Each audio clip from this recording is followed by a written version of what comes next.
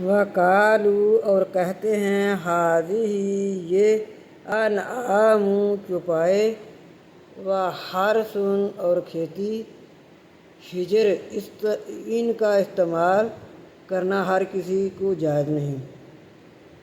وہ یہ کہتے تھے کہ یہ ہمارے جو چوپائے ہیں اور کھیتی ہے یہ ان کا ہر آدمی استعمال نہیں کر سکتا۔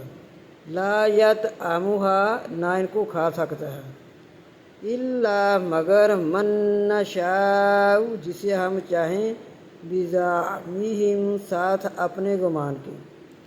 وانعام اور چوپائے ہیں، حرمت حرام کر دی گئی، اور چوپائے حرام کر دی گئی، ظہورھا ان کی سواری، وانعام اللہ اور چوپائے انعام اللہ یذکرون اسم اللہ علیہا اور چوپائے نہ یاد کرتے نام اللہ کا ان پر،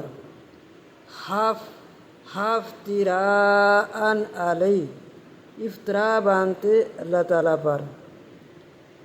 چوپایوں کو ذبح کرتے وقت اللہ کا نام نہ لیتے اور اللہ پر افطرا باندھتے۔